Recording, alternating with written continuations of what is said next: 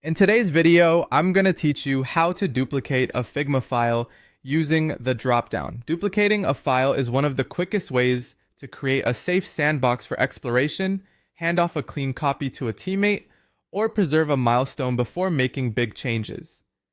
The great part is, it only takes a couple of clicks and keeps your original work completely intact. With your Figma file open, draw your attention to the very top left corner of the interface.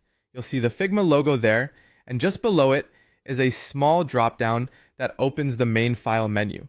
Go ahead and click that dropdown to reveal your file options. This is where Figma keeps actions related to the current file, including the one we want today.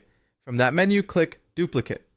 The moment you do, Figma creates a full copy of your file, pages, frames, components, styles, and layout included, and opens it in a new tab.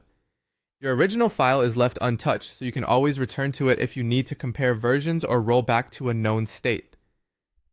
The duplicate is a standalone file, which means edits you make to it won't impact the original.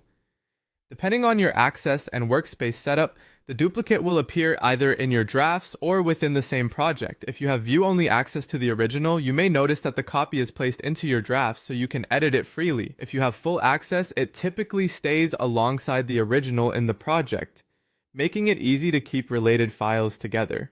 Either way, the result is the same: a clean, independent copy ready for you to work in. Once the duplicate is open, you can start iterating immediately.